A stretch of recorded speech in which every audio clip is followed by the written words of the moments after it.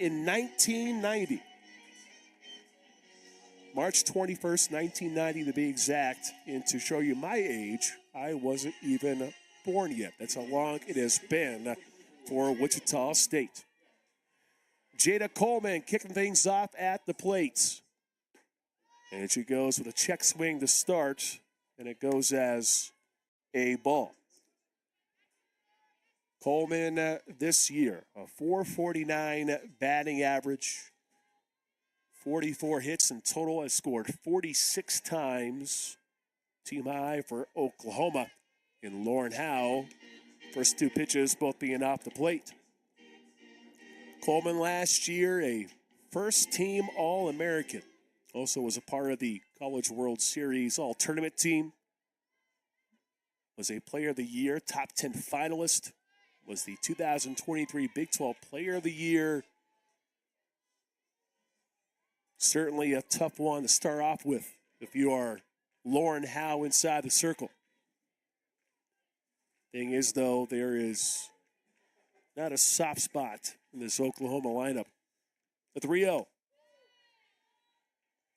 Now one goes as called strike. 3 balls and 1 strike.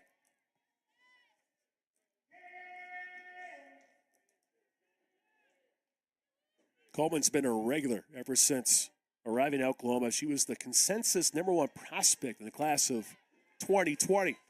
And she's showing you the eye at the plate, starting things off with a walk.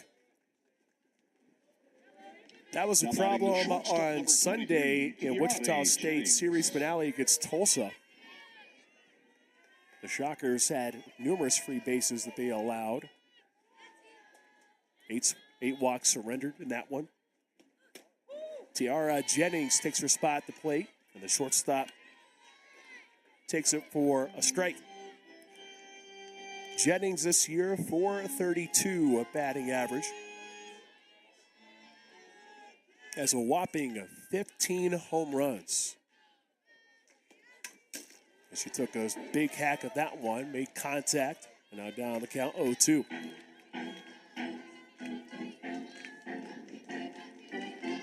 Jennings in her first season back in 2021 had a .462 batting average, 401 in 2022, .415 last year, and now at .432 coming into this one. 0-2 smashes one high up in the air.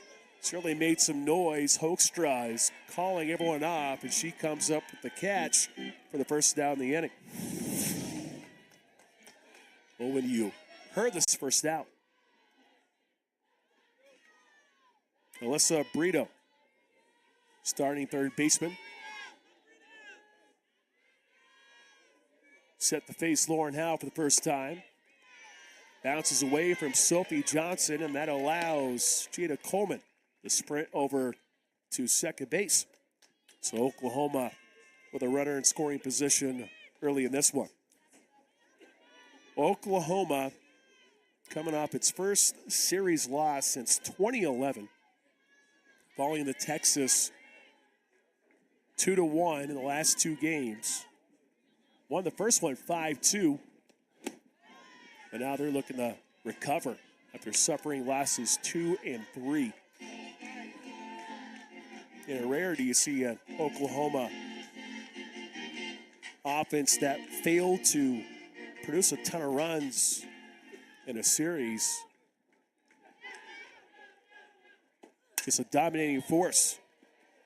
Brito skies this one, but it winds up going out of play and into the stands. And a nice look at just how packed this facility truly is.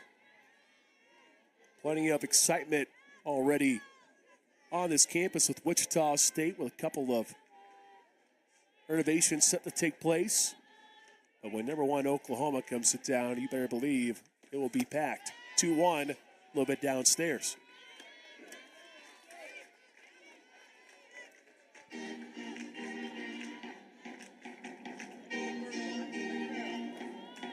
The Sooner lineup produced its second lowest run output since the Big 12 moved to 3-game series this past weekend. Scored just 7 runs across the set. This one line to left. Brito has it sent to the wall. She's rounding for second. She slides in safely. And the Sooners strike first on the road.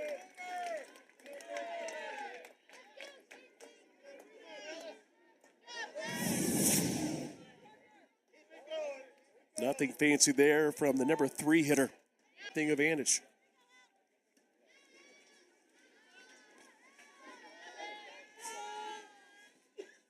Ella Parker, cleanup hitter, DP, stares at the first one, a little bit outside.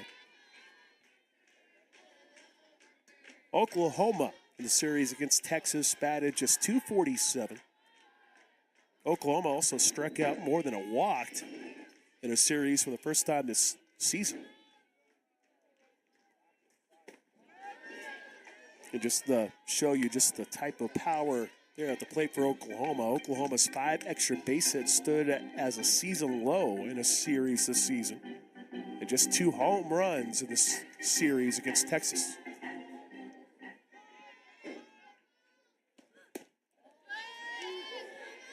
Lauren Howe nibbling around that plate, knowing the danger that is right there in Ella Parker.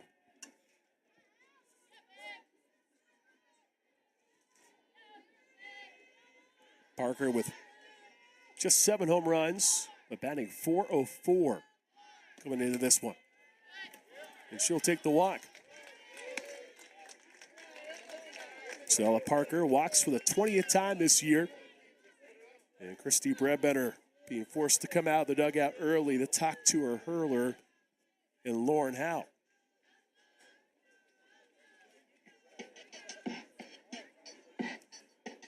Well, Lauren Howe has figured out some stuff, though, coming into this one. Hasn't been a phenomenal season, to say the least, here this year for just the pitching staff as a whole. Lauren Howe, the last couple of outings, against Tulsa, she went an inning and 2/3. Gave up 4 hits, 3 runs, all of them being earned. But she made an appearance against Tulsa in the first game. Went an inning, allowed 1 hit, but no runs. Against Charlotte, in the second appearance of the series, she went 2/3 of an inning. Gave up just 2 hits and 1 run.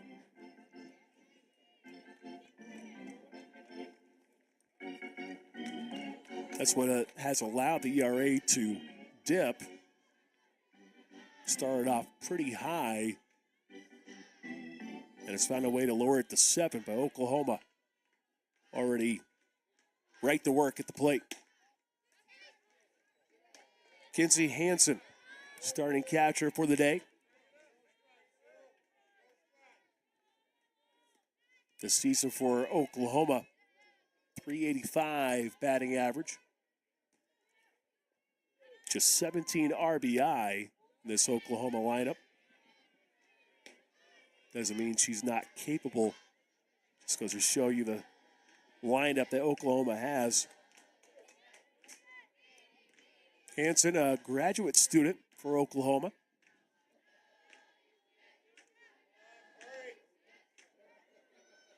She was awarded the Johnny Bench Award, given to the best college softball catcher. Won that last season after batting .409.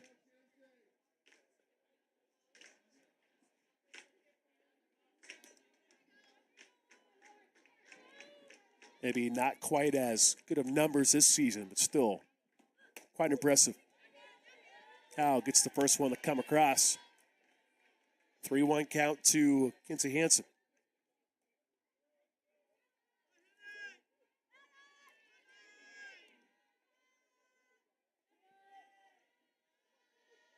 Howe's ready. Right up the middle. Rounding is Hansen. She slows down at second. And Hansen brings in the second Sooner run, scoring Brito from second base. Sooners producing 2 runs on 2 hits already in the first. And more damage can be done with Cassidy Pickering, the right fielder for today.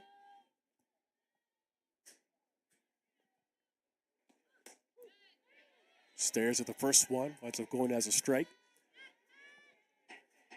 Pickering at .393 batting average. Mentioned how there were 4 individuals in this lineup below .400, but 2 of them just 15 points shy of it. Hanson being 1, and there's Pickering who's at .393, both pretty darn close to that.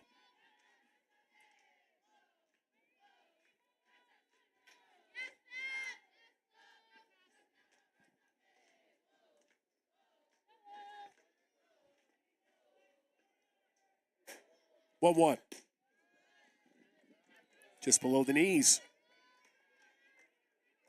And Lauren Howe in danger of loading up the bags for Oklahoma. An Oklahoma team averaging 9 runs per game this season. And as impressive as they are in terms of hitting the ball, just great patience, too. You have 2 players with 20 walks or more. And you have another 4 that have 18 and 19. Just good plate discipline as well. This one in play, the Hoekstra looks over at home, but decides to throw the first. That does score another run for Oklahoma. A 3-0 start for the Sooners in the first inning.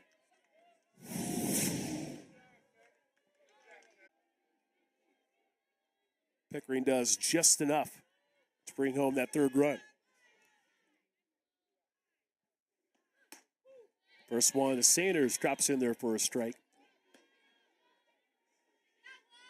Sidney Sanders, a junior, gets a .300 batting average. If you stop there, you would think, all right, whatever. Part of this Oklahoma lineup, sure. But she has 11 home runs. She's got some power. Also a 33 runs batted in, which in this lineup is 4th best for Oklahoma.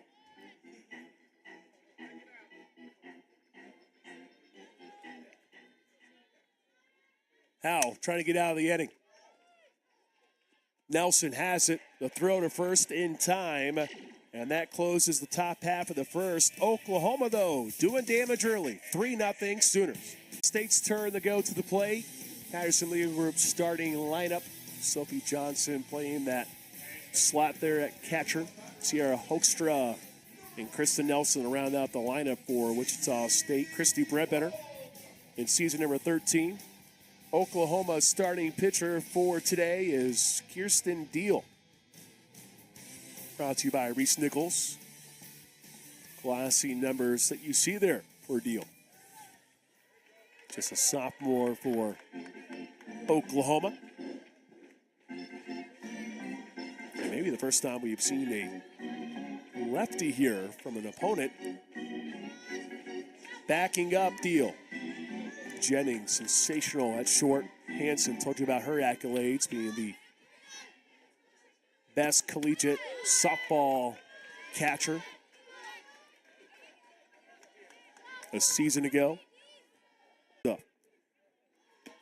CeCe Wong finds a way to find a sweet spot in right field, and CeCe Wong starting things off with a leadoff single. Well, you had a feeling that CeCe Wong was going to come out and swing. Third pitch as she sees, bounces it to right. She was 0 for 4 against Tulsa in the series finale on Sunday. And snapped a 6-game hitting streak for CeCe Wong. And now we see Addie Barnard take her spot at the dish. First one a little bit low for ball 1. Barnard on Sunday in that loss to Tulsa, 14-5. She added to her career home run record, up to 83 now in her Shocker campaign. Last year had 14 homers. She is now at 14 home runs for this year and still a little bit of time left here for the season. Deals 1-1 outside. And a 2-1 count to Addie Barner.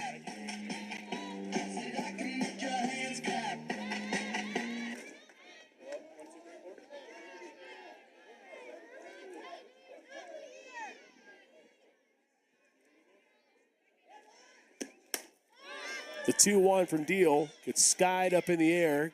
Coming in from right field is Pickering. She comes up with a catch. First out here in the bottom half of inning number 1. That barrel on the ball, you just always have to hold your breath. You just never know. I think can leave in a hurry for Addie Barner, but that time it's a little bit too far underneath it. Brings up Taylor Solacek, starting right fielder. Having a sensational sophomore season. She logged 3 hits in the series against Tulsa.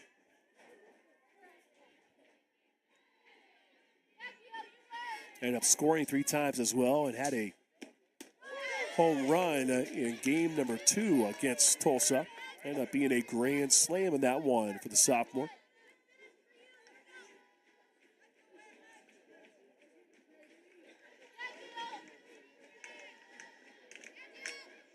The 0-2.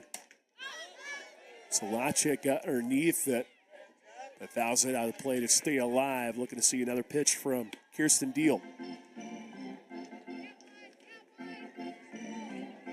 Deal last year for Oklahoma made 20 appearances, started 3 games, only allowed 3 runs in 27 1/3 innings pitched, had an ERA of .77.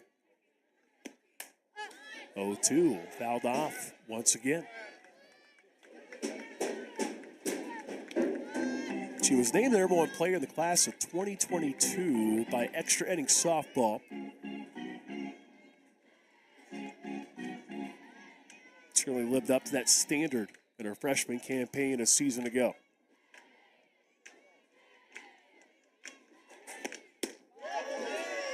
Nice pitch from Deal. Trying to graze the outside corner. Solacek was able to hold back. 1 ball, 2 strikes. Solacek just a smidge under 300, batting .299. Swings to the 1-2, and Deal blows it by her. Strikeout recorded for Deal, and there are 2 down. Now that's the left fielder, number 7, Bailey Urban. Deal up to 33 strikeouts now, has just 11 walks on the year. An opponent's batting average last year was 158. This year it's at 177.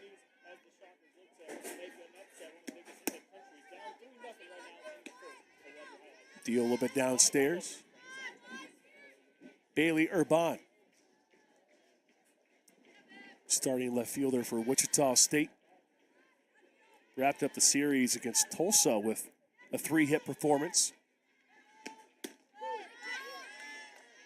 5th time she's been able to do that in her career.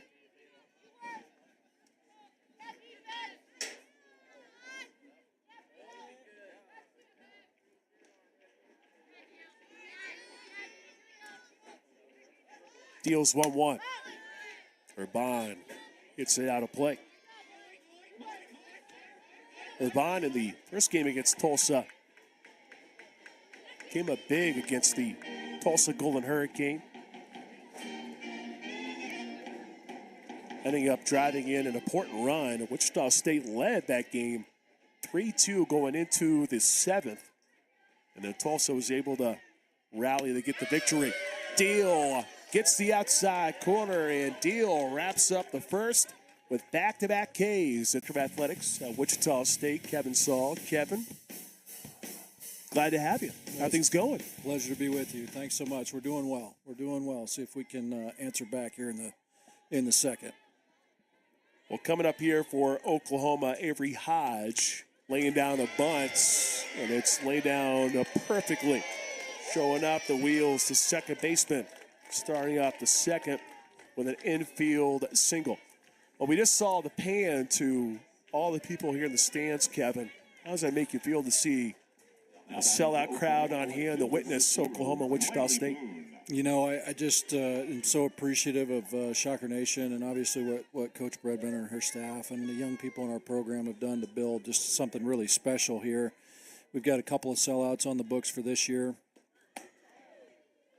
And we've had, in the last 2 or 3 years, we've probably had 12 different sellouts. And so it's obviously something that's really, really great. And it's a beautiful facility and was really, really great in the 90s. And obviously we've got some bold plans for how we can get even more folks in Wilkins Stadium. Bold plans for sure. Runner takes off. Not a bad throw from Sophie Johnson behind the dish, but Avery Hodge just able to burn out there on the track. And Christy Bredbender feeling like maybe that she took off a little early, so they are going to go take a look at this one. Well, you had a chance to address the crowd as you brought up big plans. You have renovations that are set to take place at Wilkins Stadium, and you shared some really good news. Here's a rendering of what it's going to look like, and seems like you're on pace to break ground and get this thing rolling, but the renderings here just look phenomenal. So yeah, I guess absolutely. Let's just talk about what you see here. On that particular image that we just panned away from, you'll see there's 2 really big boxes on that third base side. And the one that's furthest down the line is a full indoor infield. And so it'll be about a 120 by 120 foot fully turfed infield that also has pitching and hitting bays in there. And that's connected to the building that was in the foreground, close to the home plate entrance, that is the team operations building. It will be the Wadsworth family team operations building, based on a very, very generous gift by John and Gail Wadsworth. And so those 2 together comprise Phase 1, and it's a $9.65 million Phase 1 for Wilkins Stadium. And we came today to thank Ricky and Jeannie Brotherton, who have been long-standing tremendous supporters of Shocker softball. And let the crowd know that we are getting close. We are $6 million raised towards that $9.65 million goal. So we got a little ways to go, and $3 million is not a small gap to fill.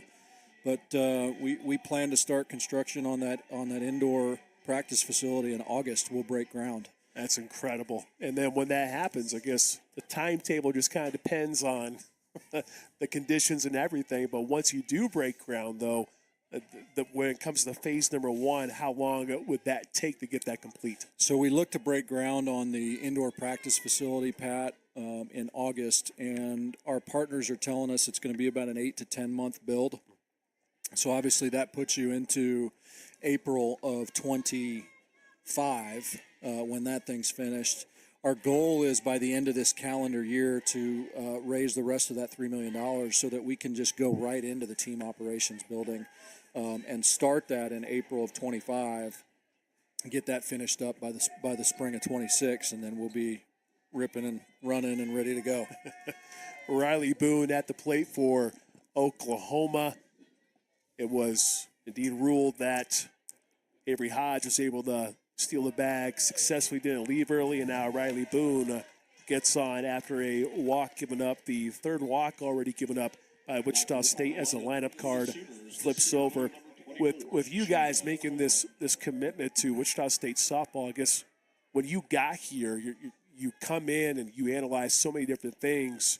At what point did you say, hey, we need to look at softball and make an actual commitment to make this as one of the premier facilities in the country? Well, to their credit, the program has built itself into where it is. And again, that's attributable to Christy and her staff and just tremendous young people that have been a part of this program for many, many years and have built it into something special. To his credit, our president. We have a double steal taking place. The throw a little bit offline. Oklahoma now has 2 runners in scoring position with Jada Coleman at the plate. To his credit, our president, Rick Muma, has made softball a priority since he started his presidency. And I will tell you that I walked in July of 22 in the midst of a investment that has now resulted in $2.2 to $2.5 million for new lights, batting cages, new third base dugout, which will be the future third base dugout that will connect into the team operations building and the indoor infield. And then we did turf this past summer. So it's been an ongoing investment the last 18 months, 2 years, of about $2.5 million. And then we've got this 9.65 project that we're working towards. Howes 2-1, fouled off to even the count at 2 balls, 2 strikes. Isn't there just a buzz in the air when it comes to women's college athletics? I just sense it everywhere I go, especially here on the campus of Wichita State. Yeah, I love it, and every stop that we've been in, it's been a priority, and it will continue to be a priority for us. You know, we've got 260 student athletes, about 56% of them are females. It's really important to invest in women, and it's one of the reasons why we're doing this. It's one of the reasons why we're bringing bowling over from a club sport to a varsity sport beginning this coming July. So, you know, it's really important to me. Sports was a big part of our family. I grew up with 2 older sisters. One was a collegiate student athlete, the other in high school, and I just think all the benefits are there, whether you're male or female, and it's great to see these young women develop in our programs. That went a little bit low for Lauren Howe to make it a full count situation for Jada Coleman. She did kick off the game with a walk. One of the talented players for Oklahoma, who's sitting at a .449 batting average coming into this one. Howe trying to get that first out recorded. A little bit away from the plate, and the bases are loaded for Oklahoma for Tiara Jennings, who flew out to shortstop back in inning number 1. Well, I feel like you're just scratching the surface, though. Isn't that the kind of the feeling of it, which, you know, phase 1 usually means there's going to be multiple phases. I feel like just on campus alone, it feels like you're just scratching the surface when it comes to facilities here. No doubt. I mean, it doesn't take much just to look across beyond the right field foul pole here and see a beautiful YMCA that's a extension of an unbelievable innovation campus with 16 new buildings on campus. We have an applied learning program that about 7,000 students are involved in, and last year earned about $30 million total in the aggregate. So it's a really unique version of higher ed that's going on at Wichita State, where our young people are coming in, they get an opportunity to work and learn, applied learning, go to school in their degree, they leave with less debt, and they have an employment pipeline with a lot of these businesses and these industry partners that are a part of our innovation campus. So it's a really exciting time to be at Wichita State. 2-0 the count to Jennings at the dish. Bases loaded here for Oklahoma. The one thing when I look at Christy Brebender, she's never afraid to schedule these types of opponents. I imagine that's got to be a good feeling from your perspective, being athletic director, wanting to go out and face the best of the best. Yeah, absolutely. I think one of the things that we've learned over time is you can certainly play an easier schedule and you can rack up a ton of wins, but at the end of the day, that doesn't create at-large entries into the NCAA tournament. And that's what we're here to do, is develop young people in programs and win championships and represent Wichita State in postseason play. So it's important to play the best. Well, this one gets by Sophie Johnson at the plate, but it ends up going as a walk, so it was going to score a run anyways. So there are now 4 runs for Oklahoma, and Christy Brebender going to come out of the dugout to potentially make a switch inside the circle, which we saw a little bit of action take place during the last inning.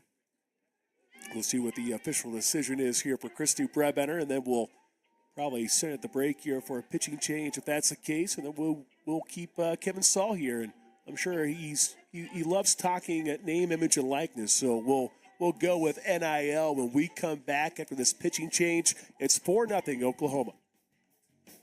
It's the Tulsa Golden Hurricane in that series opener.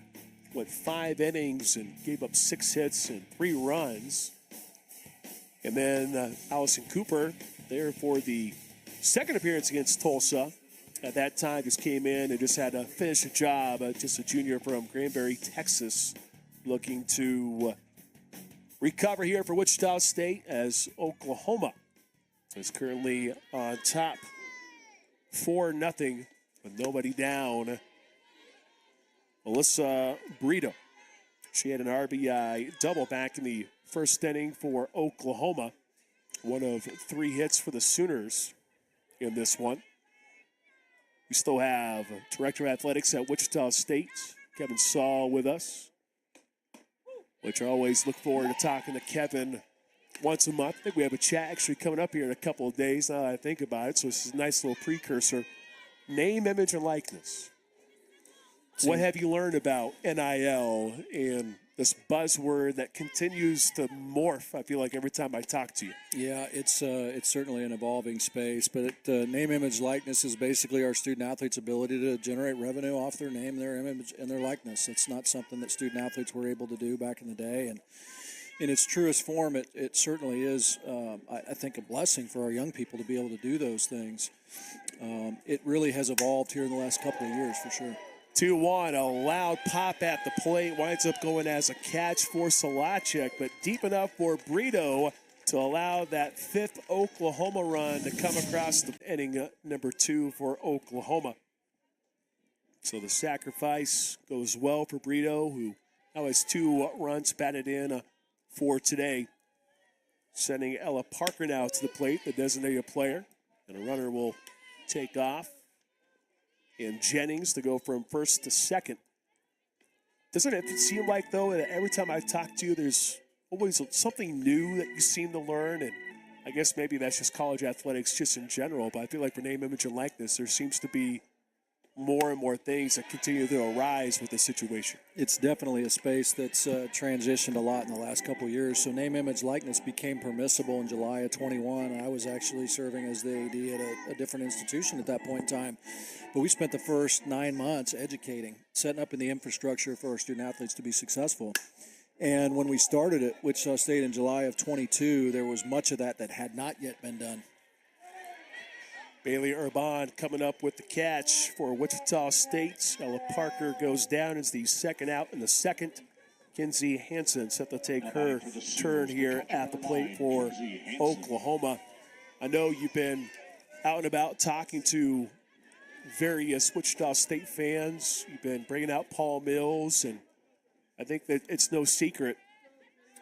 While, yes, there are other factors when it comes to success in college athletics, it's probably no secret right now. The name, image, and likeness, you got to have a solid pool if you want to try to bring in more and more people. There's no question, and I think the value of name, image, likeness is really in the retention piece and less so on the recruiting side. If that's the first conversation on the recruiting side, we're going to tend to move on to somebody else because it becomes a really transactional piece. But if our young people are developing really, really well in our program, and we've created an experience that they want to be a part of, the value of NIL is really in retention. And so that piece is important. It's important for all 15, soon to be 16 of our sports.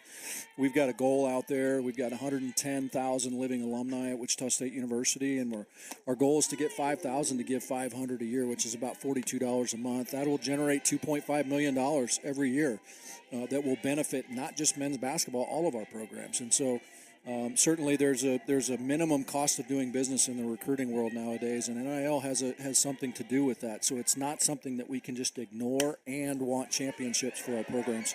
A little looper down the right field line. Hansen able to drop it in there to score one, and there's the second. Hansen driving in her second and third runs for this evening as Oklahoma has stretched it out to of the game as we continue to roll along here from Wichita. Cassidy Pickering.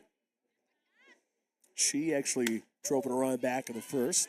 And she winds up taking the first pitch for a called strike.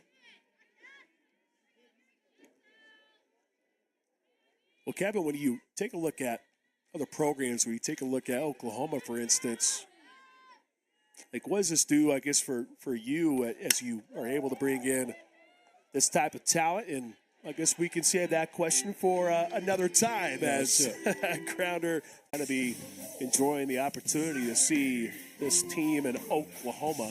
Sooners leading 7-0 over Wichita State. Oklahoma has won 41 in a row. Kevin, I shared the stat last time Wichita State got the win was in March of 1990. I wasn't even born yet.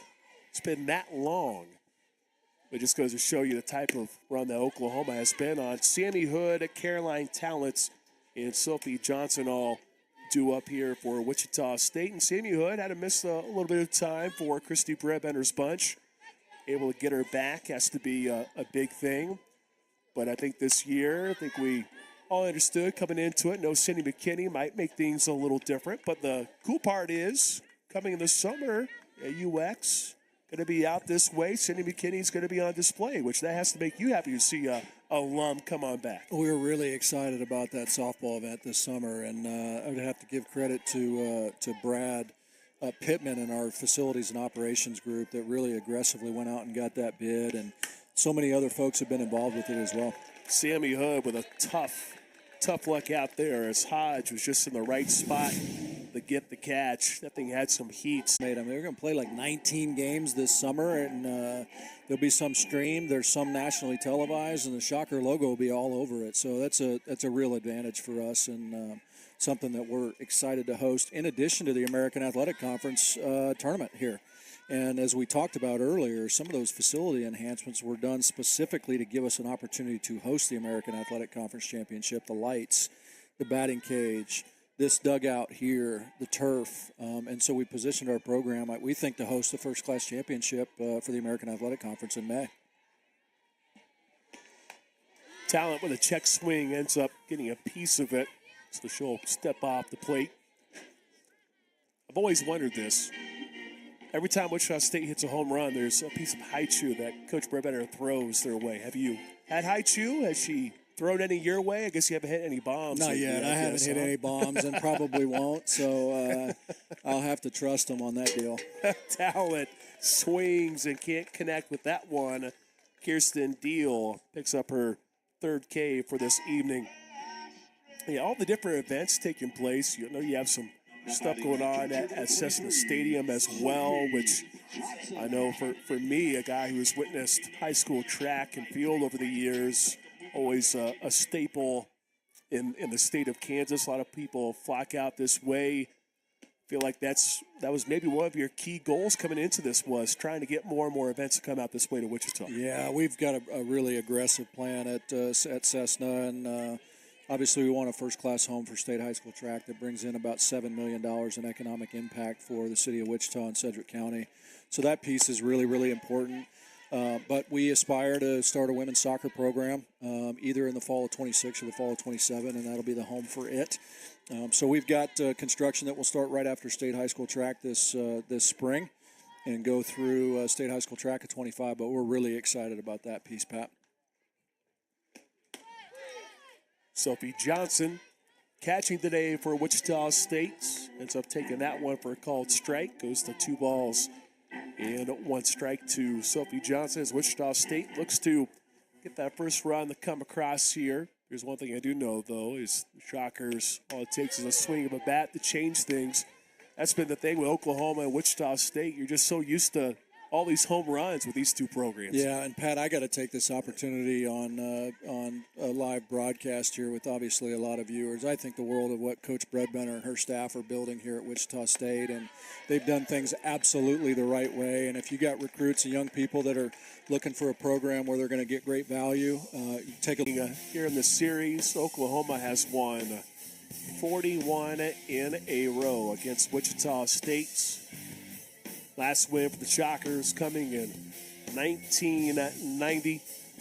So many great teams for Oklahoma over those years, led by a very impressive coach that everyone knows and certainly respects, and Patty Gasso.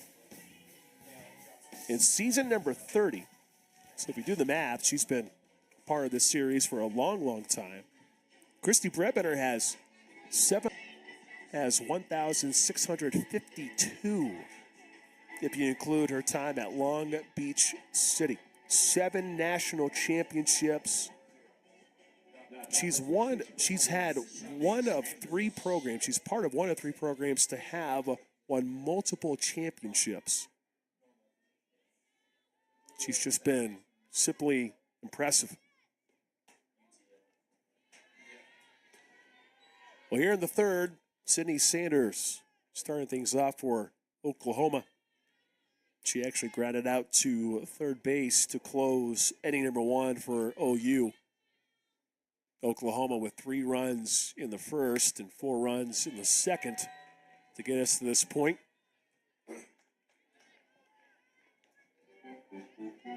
Allison Cooper had to take over for Lauren Howe and gave up a couple of runs. But here she is trying to dig deep and try to hold Oklahoma scoreless for the remainder of the game. But we all know that is a very tough thing to deal with, especially for Oklahoma coming off a series loss to Texas. First series loss since 2011. 3 balls, 1 strike to Sydney Sanders. With her grounding out, she has dipped a little bit below 300, but still, she's got plenty of pop for this Oklahoma lineup.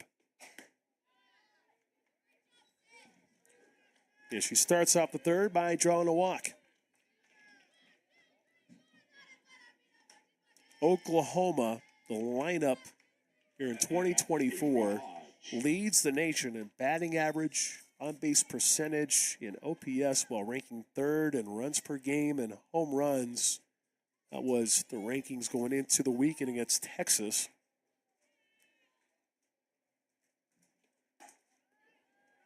Wichita State,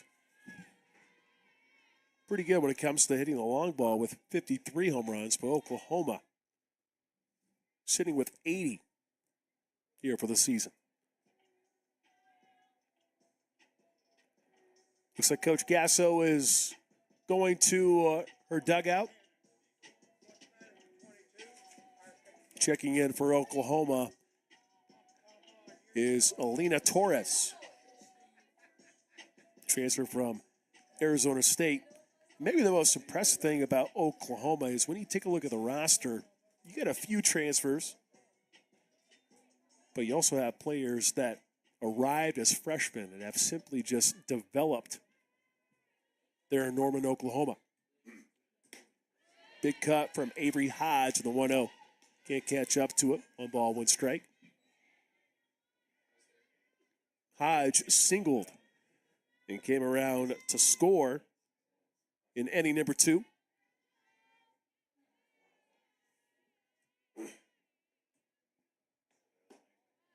1-1, a little bit too inside by Allison Cooper.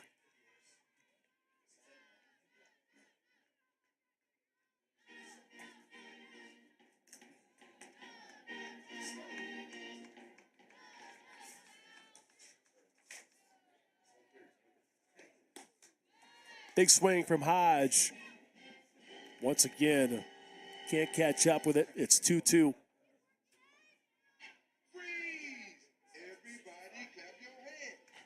Hodge, in just her second season with the Sooners,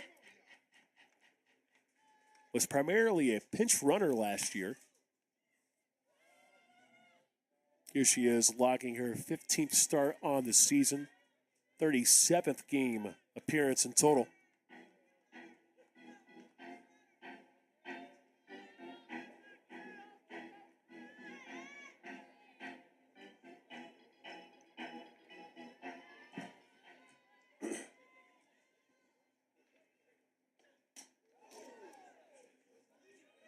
Hodge turned away on a pitch that almost grazed her. Didn't touch her. So Sanders ends up, well, not Sanders, it's Torres sprinting over the second.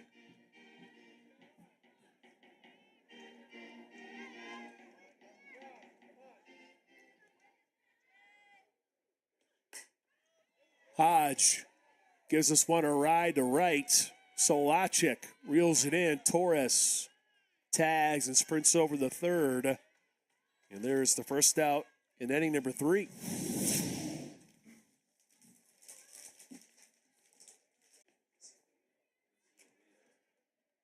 Riley Boone not coming to the plate. She is replaced by Quincy Lilio.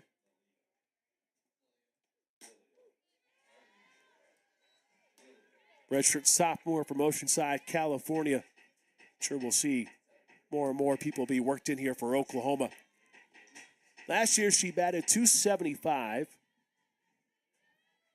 She made 12 starts at second base, designated player, and outfield. She rips this one foul. She redshirted back in 2022. Arrived on campus as the number 5 player of the class, according to Extra Inning Softball.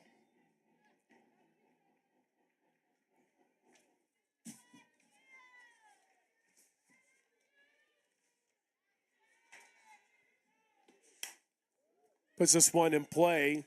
Nelson checks over at third to halt Torres from making that trek home.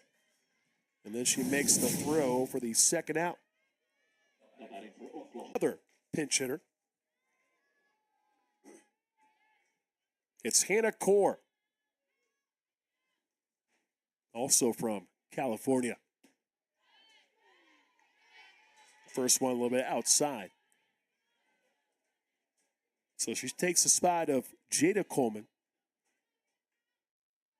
who reached base safely twice, courtesy of 2 walks. Cooper takes him off that throw and drops it in there for a called strike. She had that pitch working this past weekend against Tulsa. Broke it out at perfect times to come up with some strikeouts or at least initiate a ground ball or so. Well, one fouled off. And Core will have to be a little bit defensive at the plate here.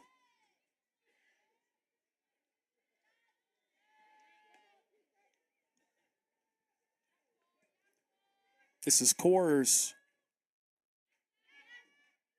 Well, if you look at her previous 2 years, she had a total of 3 at-bats. And here she is getting a little bit of playing time. Get more reps here for Oklahoma.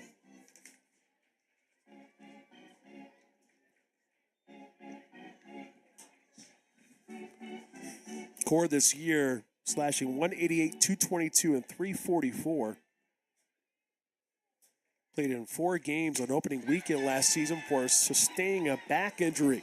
And here she is going down to close the third. A scoreless third frame for Oklahoma. Sooners, though, still lead by 7. The bottom half of inning number 1 with a single by Cece Wong. Ever since then, the next 6 batters retired, 4 via the punch-out for Kirsten Deal, who's been able to bring her total to 36. She deals with hitters 8, 9, and 1 for Wichita State, starting with Sierra Hoekstra.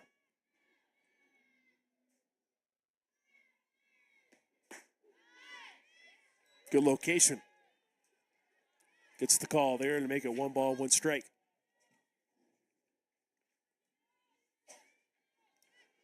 Hoekstra was inserted into the starting lineup this past weekend in the weekend series versus the Tulsa Golden Hurricane.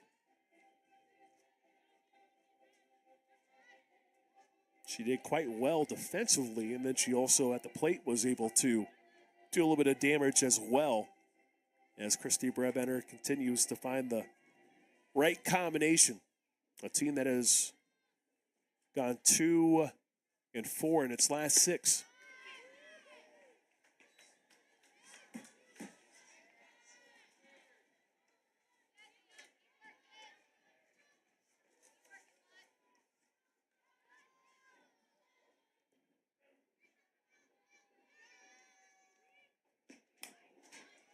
Two fouled off. Kirsten Deal, for her career, 10-0 with a .99 ERA. She has won 7 of her last 8. She's been much better against right-handed hitters in 2024, limiting them to just a 108 batting average. 28 of her 32 Ks coming into this one were against right-handed hitters. A strikeout rate of 32.6%. Here she is facing a lefty in Sierra Hoekstra, so we'll see how she can deal with that as Hoekstra tries to become the second shocker to reach the bag safely. And Hoekstra just simply hanging in there.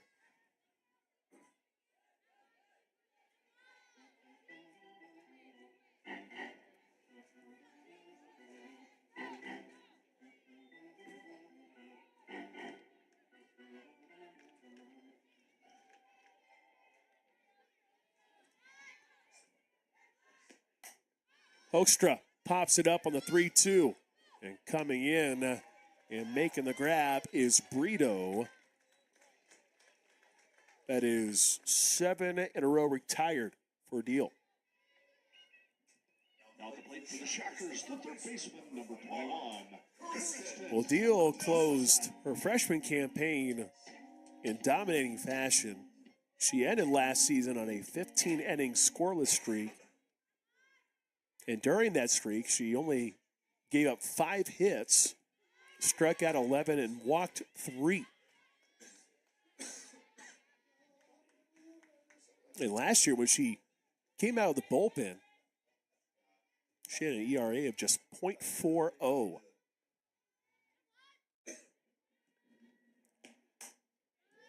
Nelson fouls it off, and she'll have to be defensive now. 0-2 against her.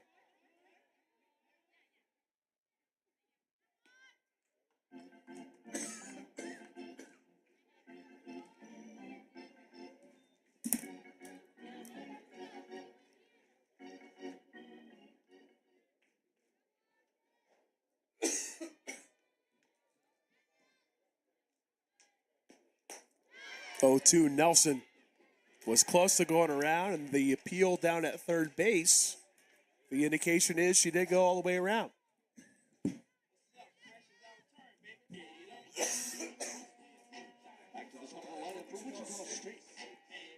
So Nelson strikes out. And kind of a rarity for Kristen Nelson. That was just her 9th K for the season. And now we'll see if Cece Wong can reach the bags again. Cece Wong entered Sunday with a batting average of .505. After going 0 for 4, it dipped to .486. But in her first season with Wichita State, she is fit in quite well. Transferred in from Grand Canyon.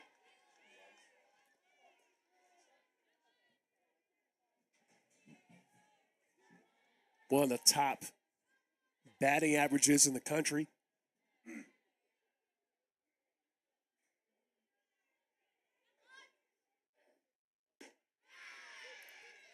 CeCe Wong takes a cut, can't get to it.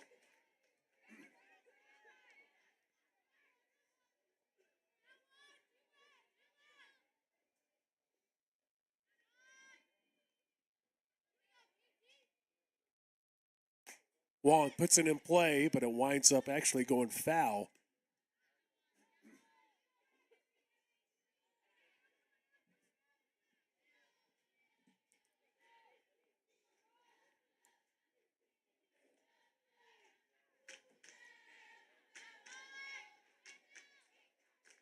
Deal looking for another clean inning. Ends up going a little bit downstairs. 2 balls, 2 strikes. Last year against lefties, Kirsten Deal limited them to just a .088, 114 and 176 slash line. Just 3 for 34 off Deal last year. The thing is, she's just getting warmed up. Coming from Winston-Salem, North Carolina.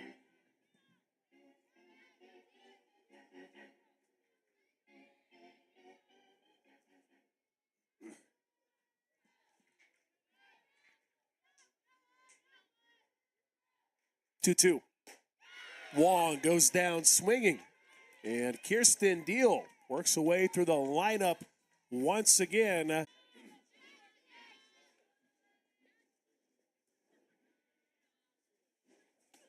Hitters 2, 3, and 4 due up for Oklahoma.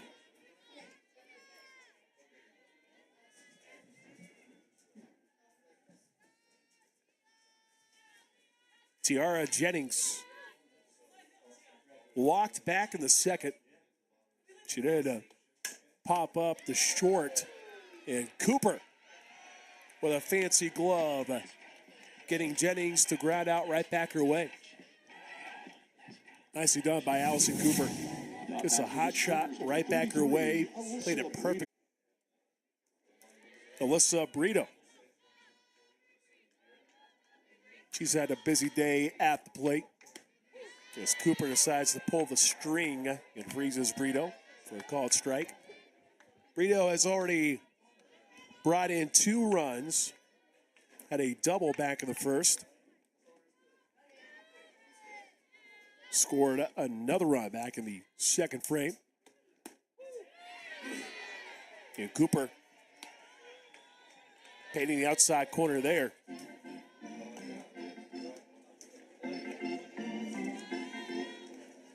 We'll see if Brito can find a way to dig out this 0-2 count against her. She's one of 3 Oklahoma Sooners players to have double-digit strikeouts. Don't get that excited. It's just 10.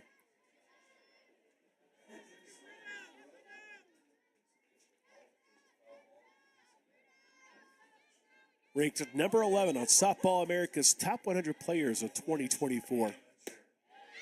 Check swing, no appeal. 2 balls, 2 strikes.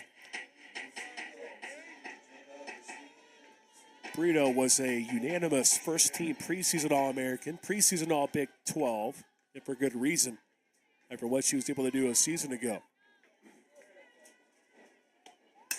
2-2, waiting on it. Cooper blocked it, and she picks it up and deals over the first. She's responsible for generating the first 2 outs here. Not a clean glove that time. The designated player. Coming back to the plate for the 3rd time. She walked and scored in the first. Flew out to left field back at inning number 2.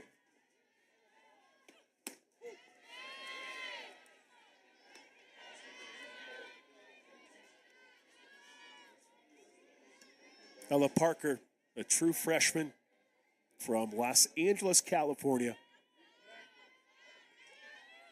According to Extra Innings, number 3 ranked recruit in the class of 2023, number 15 recruit. According to Softball America.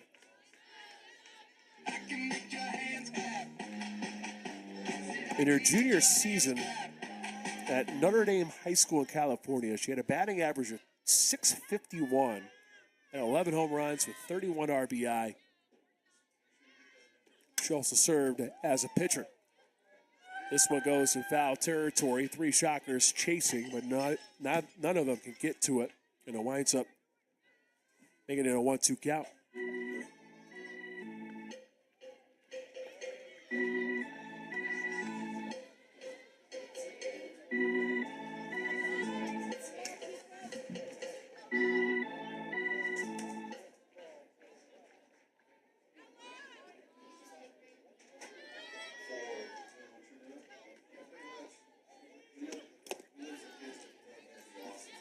Cooper misfires that time to level it out. As many returners that came back for Oklahoma, you probably get lost in the success of some of these freshmen. Ella Parker, Cassidy Pickering, and Maya Bland, all of them at that key moments this year. A shot to right field. Ella Parker able to sneak it on through. And it's a 2-out single for Oklahoma.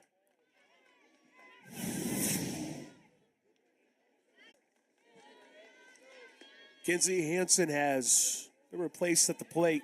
Riley Ludlam.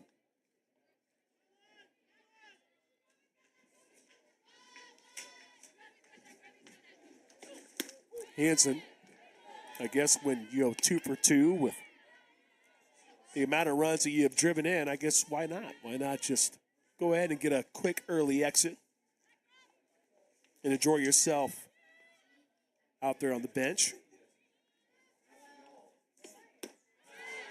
Big swing and miss. The throw bounces off the glove of a shocker, and that allows Ella Parker to not only take one bag, but she also gets a second one as well.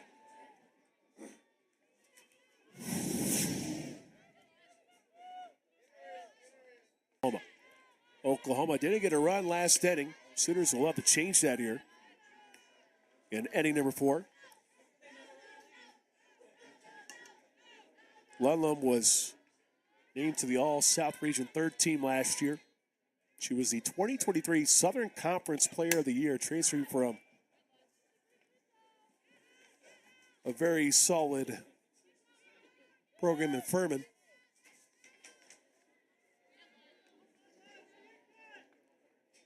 She was a career .309 hitter there at Furman. Had 45 doubles. Started 49 games for the Paladins last year. Great addition for Oklahoma. Just more experience to add to a roster that already is filled with it. But of course, when you come in, you don't think right off the bat, especially with all the talent coming back, especially the freshmen coming in, it's a grind. You got to battle to get every at-bat you can get. Ludlam goes down looking at another clean inning for Wichita State as the Shockers go to the bottom half of inning number 4 looking for some offense. Oklahoma at 35-3, Wichita State 18-14. Both these teams looking to bounce back after suffering series losses over the weekend. A little bit different for both those teams coming into this one. Wichita State has had a little bit of an up and down season, but still 9-6 in the American Athletic Conference. Meanwhile, for Oklahoma, the Sooners are 13-2 in the Big 12 Conference.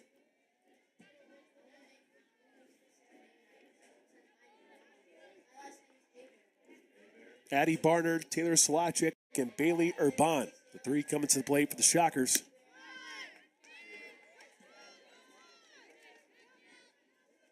Kirsten Deal trying to spin a couple there over the outside corner. Barnard flew out to right field back in the first inning.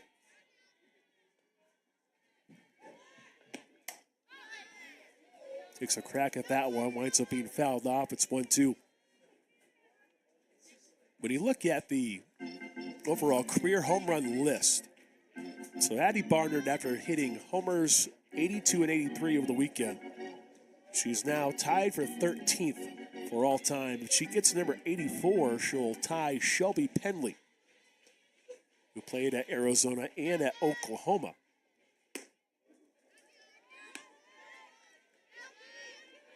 You have T.R.A. Jennings, who's in the top 10.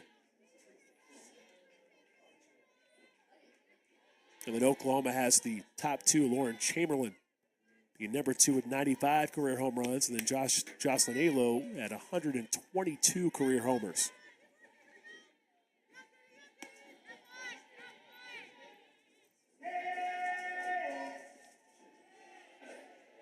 When you do look at that list, right now you have Addie Barnard tied with Danielle Gomez with Louisiana. You primarily see Power 5 members on this list. Barnard gets jammed, coming in for the catch for Oklahoma is Torres. And there's the first down the bottom half of the 4th. Now batting number 29, Taylor Jennings still at short. You have Hodge at second, Parker at first. Ludlam is behind the dish.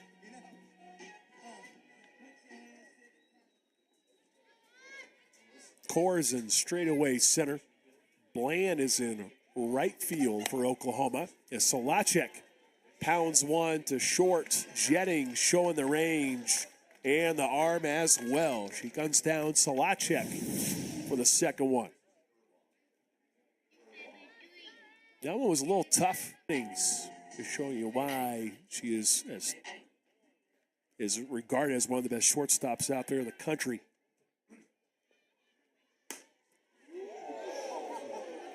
Wichita State almost had a casualty. Bailey Urban Went down the first base line. You better have your head on a swivel. Just behind.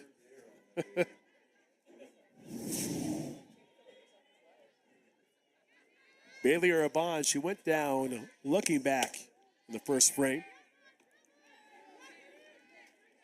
Wichita State just 1 for 12 as a unit with 6 strikeouts. Deal has just been in control.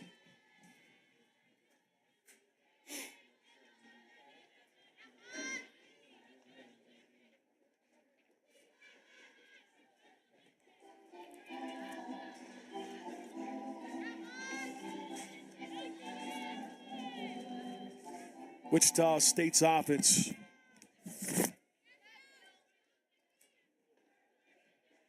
trying to get something going here late as the game continues to roll on. A team that's used to scoring and hitting, averaging 8 hits per game, 6 runs a contest as well.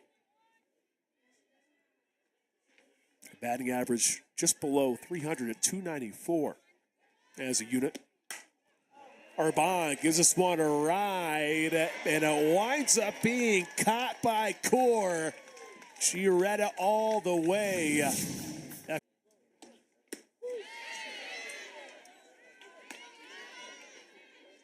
Allison Cooper hanging in there for Wichita State. Bland came in to play right field for Oklahoma. Another freshman from Argyle, Texas. This year batting .333. Number 11 player in the class of 2023. In the spring of 2022, when she was a junior, she had a .528 batting average. Blasted 16 home runs. And she pounds one in the dirt. Has the wheels to try to squeeze that one over there. However, she winds up being gunned down by Nelson at third for Wichita State. She was actually going a different way, and she ended up having to change her direction in order to pick that one up.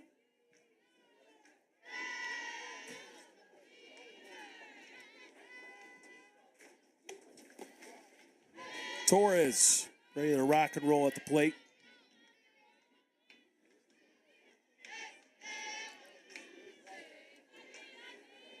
Joining Oklahoma's roster as a transfer from Arizona State.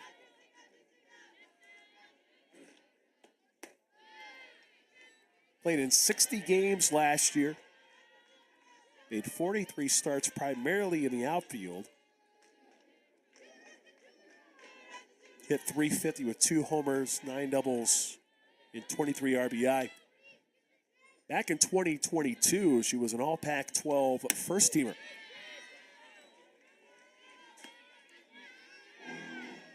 And here she is with Oklahoma, a program that's set to go to a new conference in the SEC before too long. And, of course, with the Pac-12, that has taken quite a bit of a hit with some of the colleges leaving.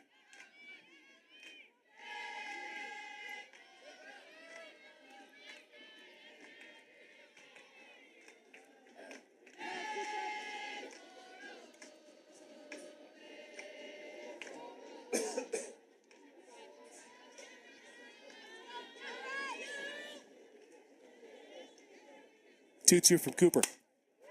Opposite field it goes, and it bounces in for a hit. Torres able to log hit number 6. Avery Hodge. Avery Hodge getting another try at the dish. She's 1 for 2 today. She singled and scored back in the second frame. She flew out to right field, their latest appearance.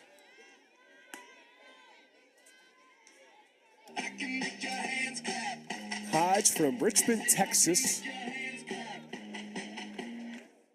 She was a part of the 2023 USA Senior Women's National Team.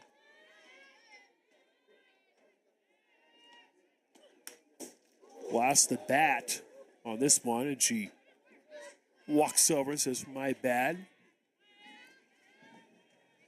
Thank goodness for some protection.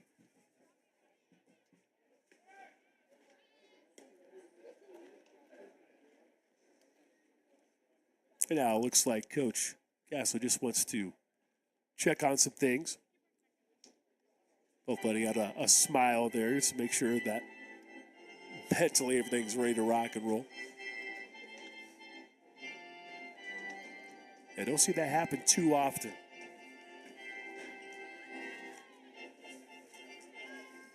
But I think she's not going to let that bother her at this point.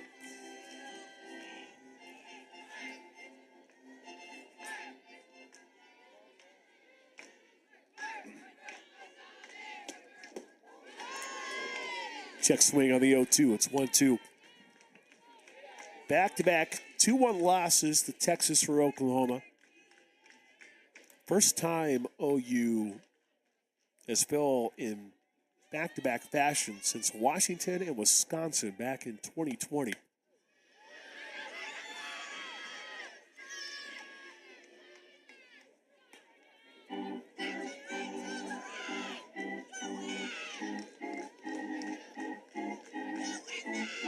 Well, when you take a look at Texas, it's not like the Longhorns are this little engine that could.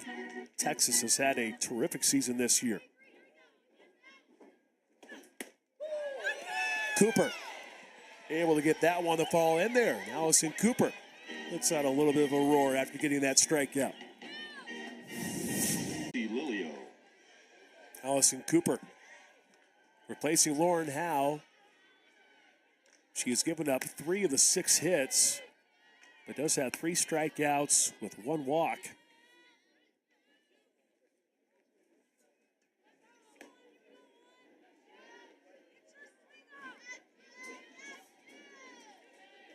Quincy Lilio grounds this one to first, ended up being scooped and thrown over the first. Nicely done by Wichita State. And that closes the top half of the fifth. The final series there against Oklahoma State is going to be huge on multiple levels.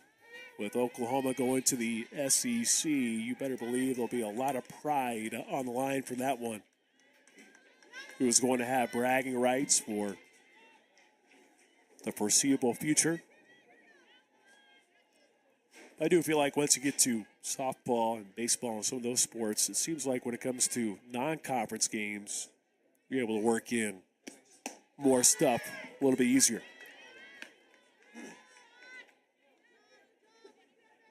Sammy Hood, Caroline Talent, and Sophie Johnson, the 3 coming up for the Shocks in the 5th. Deal surrendered that first hit with the very first batter she faced. But since then, she has been in complete control, one of the few wild pitchers that we've kind of seen from her.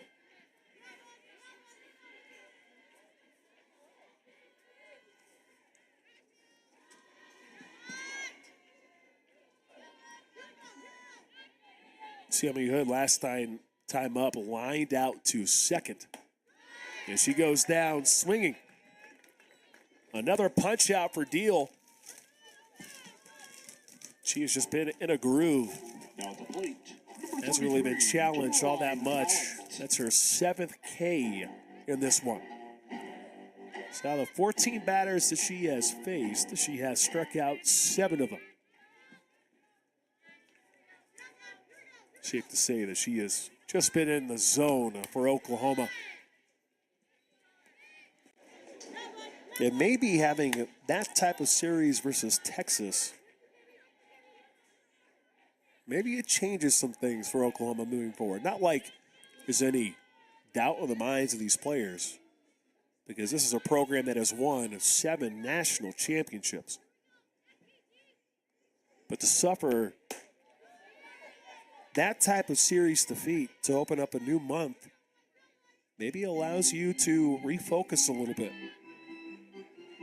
Doesn't always feel like there's a good time to have a loss, but for Coach Patty Gasso, maybe this is it.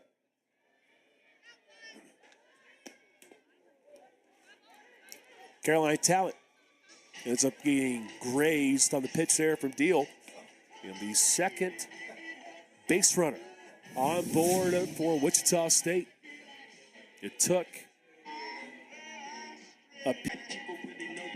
Now the other loss for Oklahoma came against Louisiana.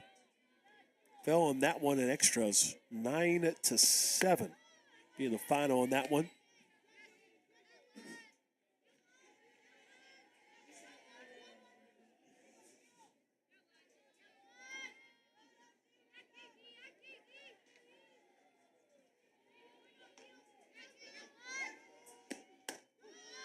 One ball, one strike to Sophie Johnson.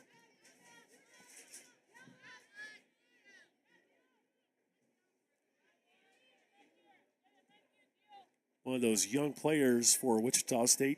Noted the freshman for Oklahoma. Wichita State also trying to mix in a couple of young players. Sophie Johnson being a freshman from Odessa, Florida. She played against Tulsa in the series opener this past weekend. She went over 2 with a run scored. And then she didn't play in games 2 or 3.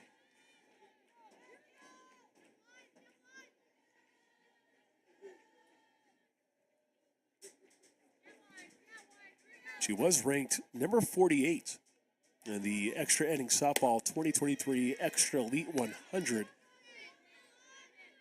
Christy Bradbender felt like she was able to get a steal. But so far this year, just going through the ups and downs that most freshmen truly see.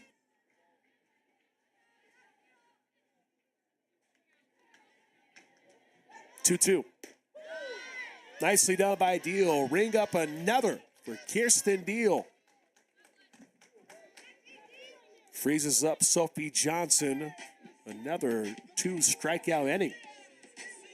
In fact, in the 5 innings of work, although technically 4 2/3 at this point, there's only been 1 inning where Kirsten Deal didn't generate 2 strikeouts, and that came last frame. Sarah Hoekstra almost hung it up there long enough for Oklahoma to come up with a final out in the 5th, but it winds up bouncing foul.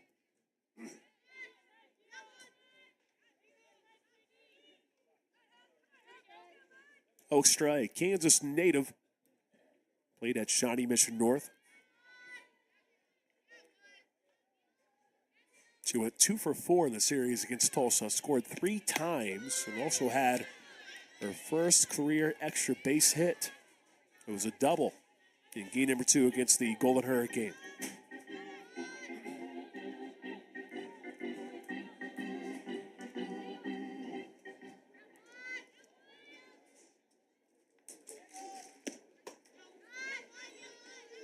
Deal lost a little bit of control there.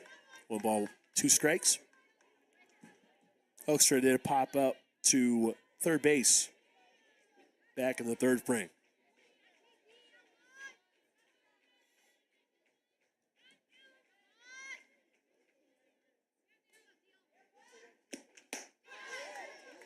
Hoekstra goes down swinging, and the 3 outs recorded in the 5th, all via the K for Kirsten Deal. 7-0 Sooners through 5. That was a heck of an effort by Hannah Core. And based on the initial review, it looked like that maybe she was a step shy, but we will get another look here.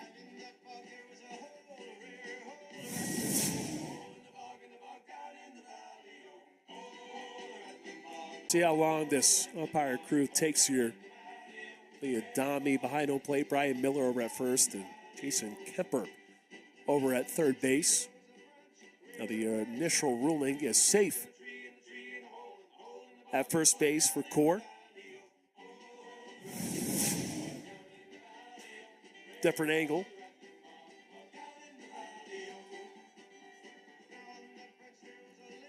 Of course, you see the ball in the glove up high there for Sammy Hood.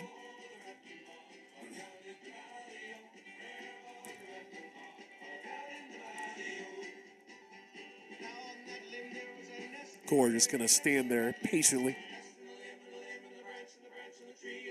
Lots of Oklahoma Sooners getting plenty of action in this one as the Sooners gear up for another Big 12 series coming up against BYU. 3 of the final 4 Big 12 series taking place in Norman, Oklahoma.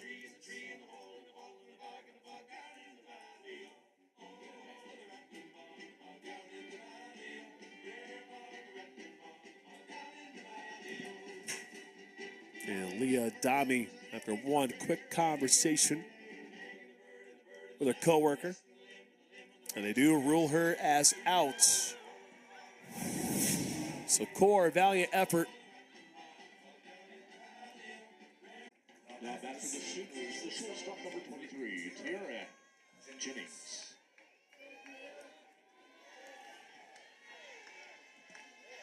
Tiara Jennings trying to get that first hit here for the day. Instead, she grinds out to Nelson. And there are 2 quick ones recorded in the 6th frame.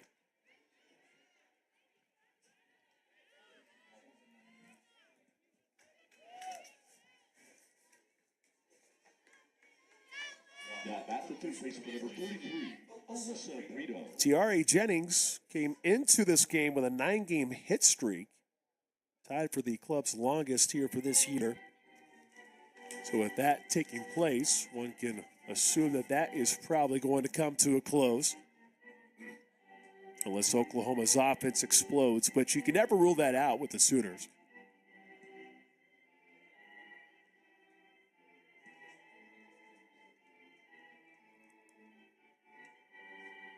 During that hitting streak, she went .469, scored 10 times, had 5 home runs.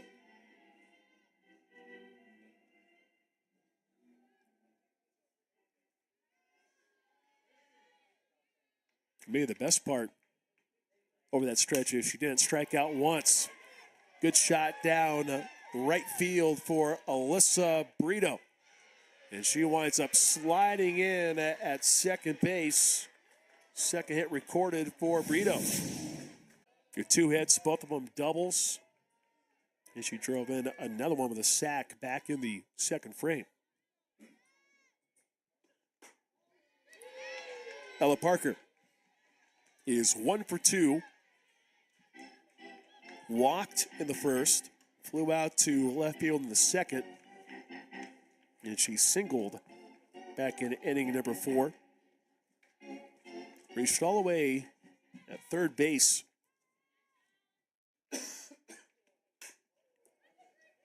Grounds this one in foul territory. 1 ball, 1 strike.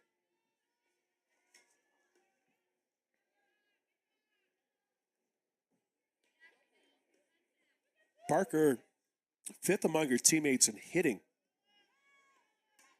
as a freshman phenom for Oklahoma.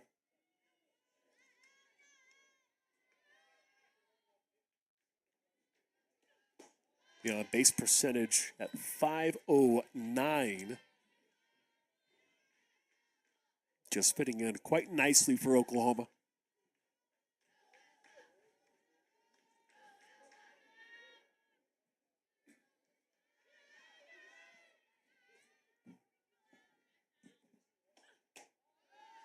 Cooper a little bit too far inside.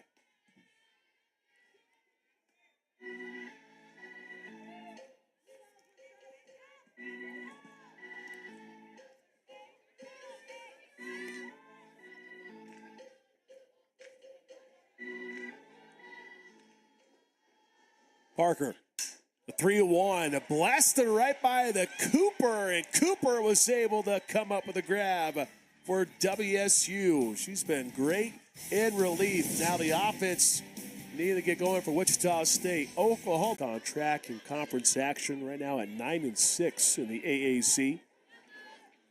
After losing 3 series, Florida Atlantic came here and opened up conference action in its first season. It really took everyone by surprise, but they have had a terrific season, getting over 30 wins this year. a road series loss to Charlotte and this past weekend against Tulsa. Deal misfiring on the first 3 pitches to Kristen Nelson. She struck out swinging back in the 3rd. Deal has allowed 2 base runners on. She surrendered that single to open things up and then gave up the second base runner by hitting Caroline Talent in the previous inning. Wichita State, when the Shockers have been able to get 2 on, they haven't been able to advance them to scoring position tonight.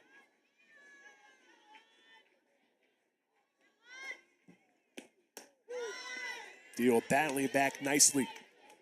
And now in position to log that 10th strikeout.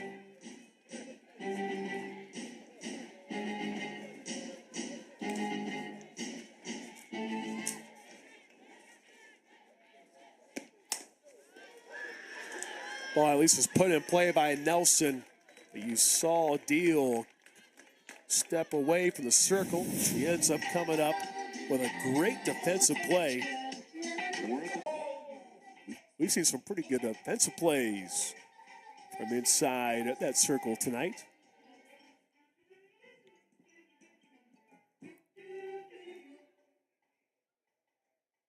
Teal did have 10 strikeouts against Lamar back in February. It looks like she is not going to get the opportunity to move forward here. Oklahoma leading by 7 with 1 down in the bottom of the 6th. We will take a step aside and come back to tell you about the new pitcher for Oklahoma. Sooners in control. These 2 men share some control because of Kirsten Deal. Only giving up 1 hit in 5 1/3 innings and 9 Ks. Faced 18 batters. And now we see a new pitcher for Oklahoma in Carly Keeney.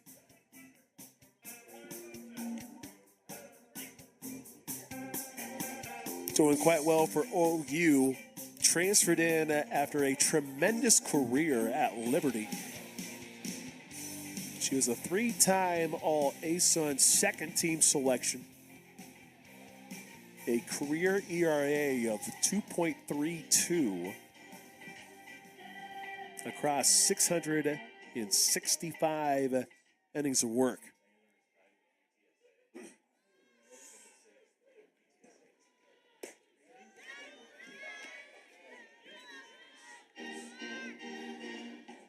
CeCe Wong kicked off the game with a single back in the first. Struck out swinging, though, to close out inning number 3. One of the 9 punch-out victims for Deal. Keeney in the month of February for Oklahoma did quite well. She logged 17 1/3 scoreless innings. She was the only NCAA pitcher with 15 innings or more to do so in that month.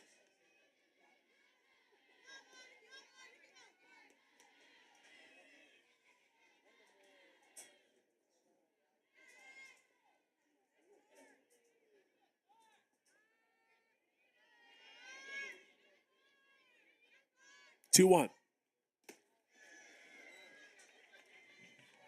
Missing the plate. She entered the week 3rd in the Big 12 with a 1.108 ERA. And while she was considered an ace at Liberty all those years, viewed as a closer with OU. CeCe Wong drawing the first walk of the game for Wichita State. Good bounce back for CeCe Wong, who's been on the bags twice now.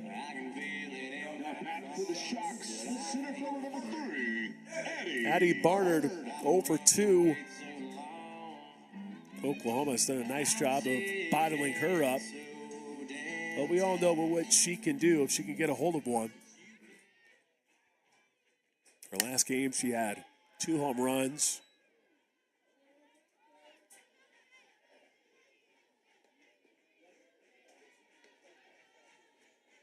A couple of pop-ups here today. Flew out to right field back in the first. Back in inning number 4. Flew out to third. And she was going after the first 2 pitchers. She is coming out aggressive. Probably frustrated with her team sitting with a goose egg in the 6th frame.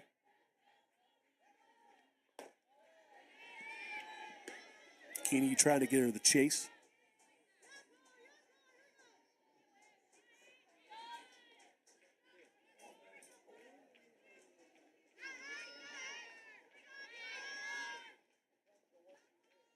One, two, Barner drives it to center field, and it grazes the wall, stays in the park. Cece Wong stops over at third, and Addie Barner almost made it number 84 in her career. But she'll take the double to put 2 in scoring position for the Shockers.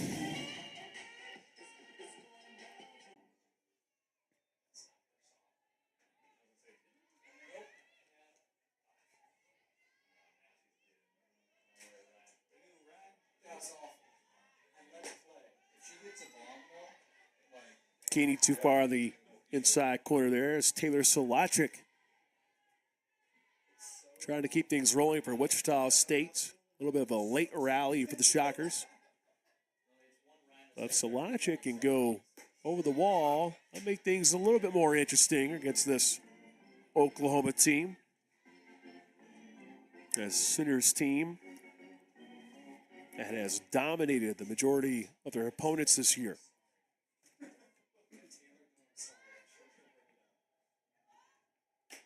Solachik dribbled that foul off her own body. She steps away for a moment. Shake that one off. I can't imagine that felt good for Taylor Solachik.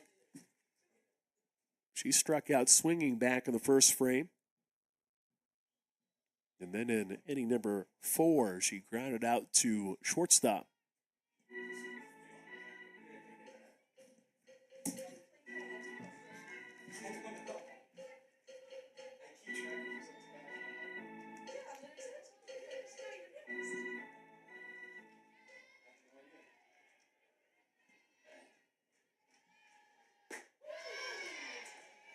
Keeney able to get that one to drop in at the right spot. Solachik goes down looking. It's a heck of a pitch there by Carly Keeney.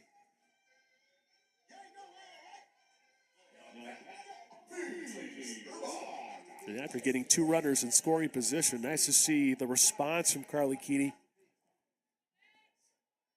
Sitting with that low ERA, trying to keep it that way. Trying to make this a shutout win for Oklahoma.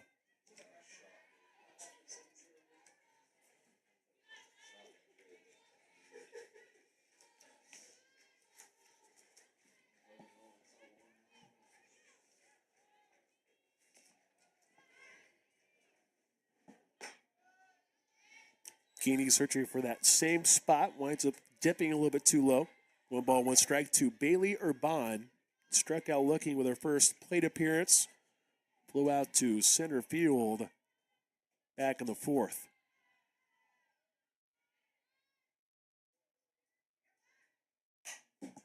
Urban lines out to Jennings at short, and that ends the threat in the 6th. Wichita State with its best chance. A 7-0 lead in the first 2 frames. And she blasts one to the left in the first pitch that she sees in the 7th frame. Job well done by Riley Ludlam.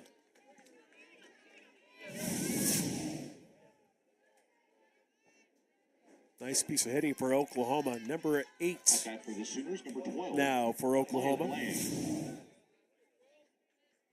Sooners have had a hit in each of the last 3 innings.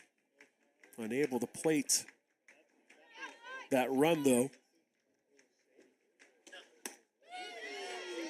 Big cut from Maya Bland.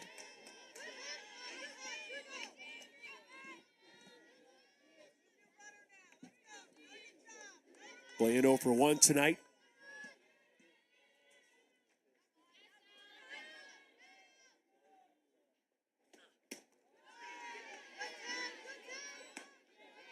One ball, one strike.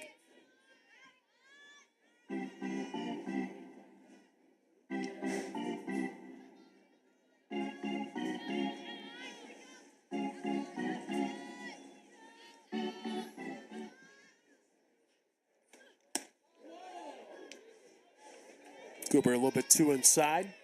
2 balls, 1 strike. Well, this is the bounce back that Oklahoma was looking for.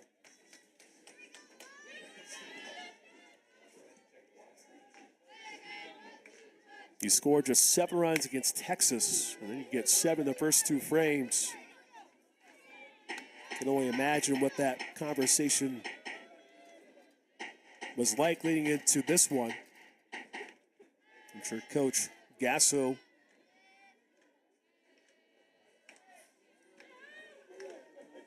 had a very simple message, or maybe simply just say, hey, it's all right, it's all good. Just let the team respond. This one popped up to Sammy Hood over at second base. And there's the first out in the 7th. Now batting for the Sooners, number 40, Alina Torres. Alina Torres. She logged a hit last time she was at the plate. Ended up being a single. Ended up staying there for Oklahoma.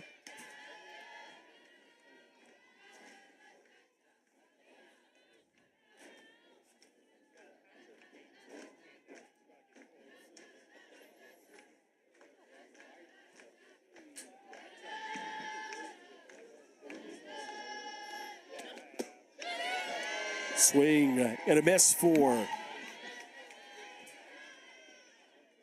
Torres to make it an 0-2 count. Really can't get over the job that was done here by Allison Cooper to come in. Lauren House started this game, only lasted an inning. And she is responsible for all 7 runs given up. And Cooper making it strikeout number 4. And she catches the outside corner.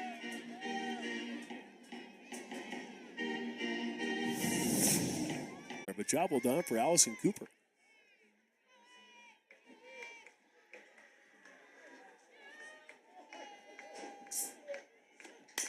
Avery Hodge almost sneaking that one by, trying to keep it fair for what would have been probably 2, if not 3, for Hodge.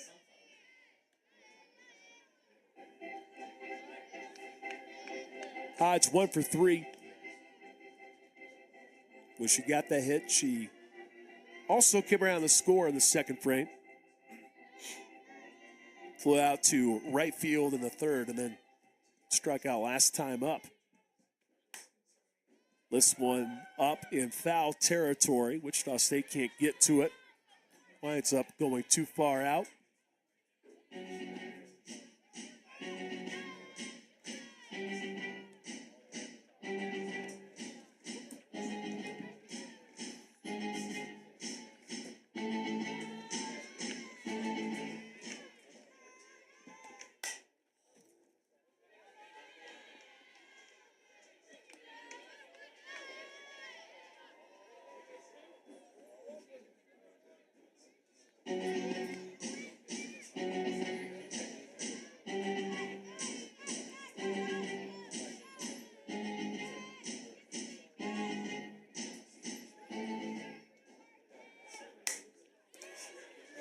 This one could be trouble. Almost a diving catch to close up the top of the 7th. However, it drops in, and Avery Hodge logs that second hit for the night. Good charge from 43, Quincy Lilio. an opportunity, though, for Lilio to add to that RBI total.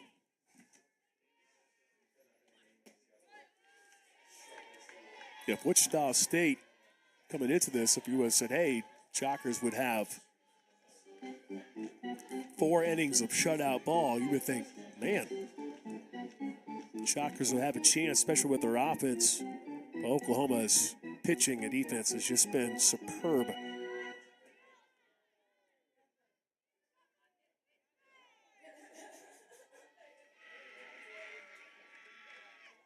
Lilio sitting with 5 RBI this year.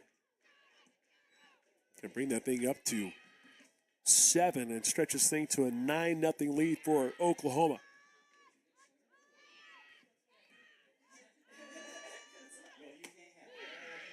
Cooper. It's a 2-1 count. Took a little too long before tossing that one. That's why that one got bumped up. The ball count got bumped up to 2.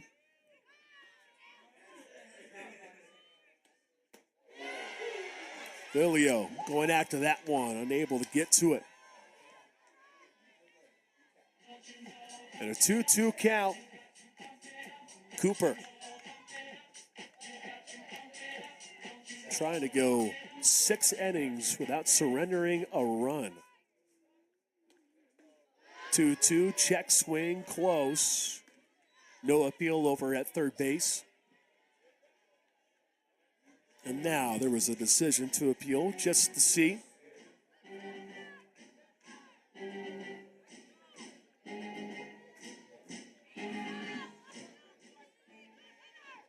Cooper's 3-2, and she goes down swinging. Cooper in relief. 6 innings of shutout ball. However, the Shocker offense here for Oklahoma. Sammy Hood, Caroline Talent, and Sophie Johnson, the 3 due up in the bottom half of the 7th for Wichita State.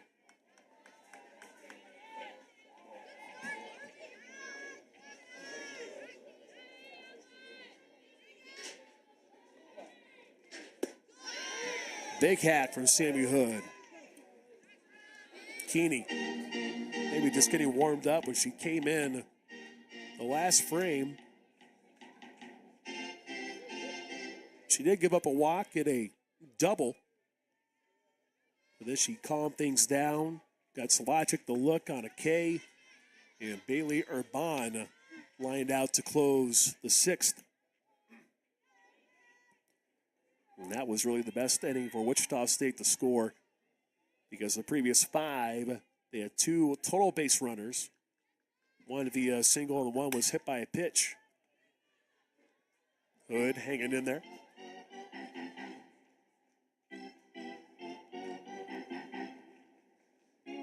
She missed basically a month of action for Wichita State.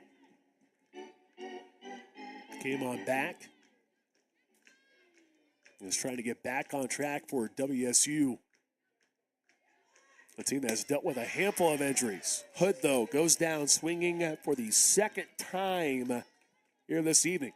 And there's one down the bottom of the 7th. Now to play for the Shocks, number 3, Caroline Alice.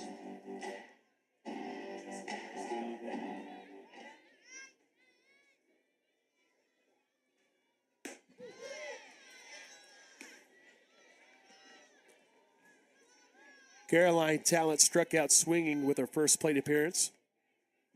And she was the one that got grazed to go over to first base back in the 5th.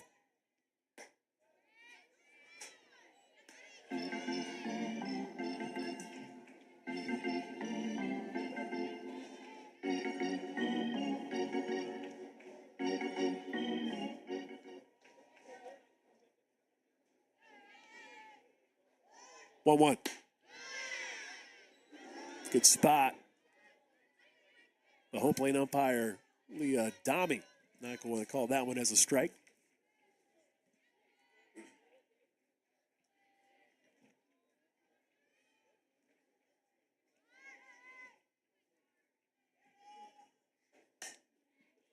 Talent waited back on this one and dribbles one right up right away for the 3rd Shocker hit for this evening.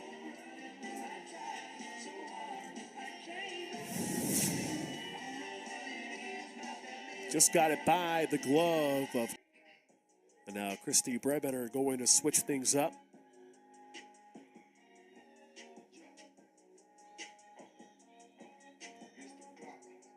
Set to bring in Jessica Garcia.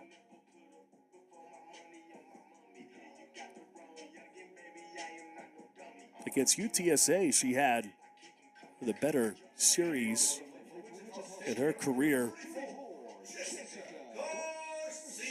And picking up 3 hits in that series. Scored 3 times as well. And then she played against Charlotte on the road and went 0 for 5. And this is the first time we have seen her appear since then.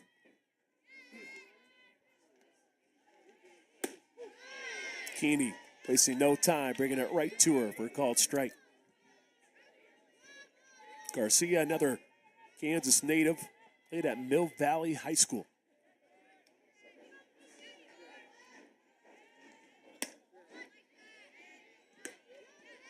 One ball, one strike.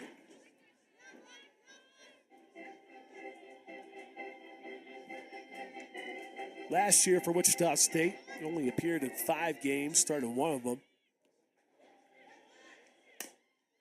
Takes a crack at that one, but fouls it off. When she was a sophomore in 2022, she actually hit .326 for the Shocks. Started 32 games, made 40 appearances. So with this appearance, she's up to 90 appearances and sitting with 47 starts.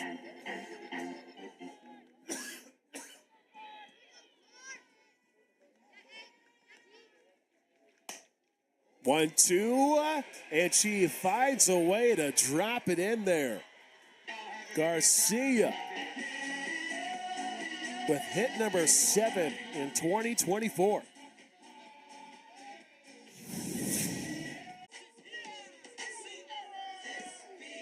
And now Garcia will go back to the dugout as we have a pinch runner for WSU.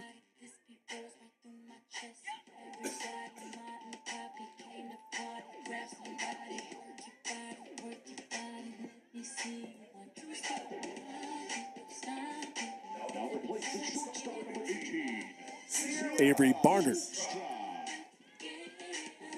taking the spot of Garcia. Sarah Hoekstra trying to keep things rolling for WSU. Guinea with a loud pop there of the glove behind the dish. Getting that one called as a strike.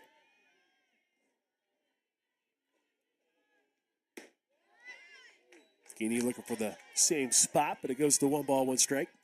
Hoekstra 0 for 2.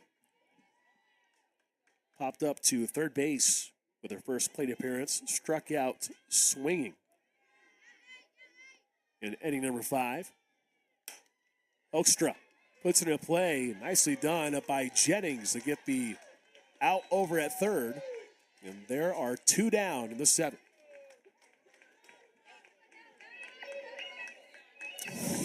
Tiare Jennings be tempted to try to go over the second and try to get a double play, but at this stage, leading by 7, why not? Take the easy out over there. Krista Nelson struck out with her first plate appearance back in the 3rd. She grounded out to the pitcher. Fans at that one. In Oklahoma, a strike away from finishing the job.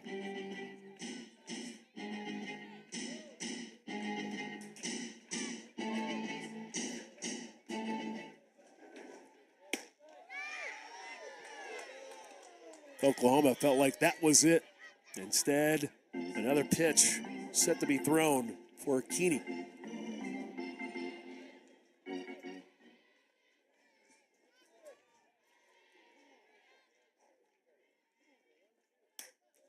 Nelson staying alive by getting a piece of that one.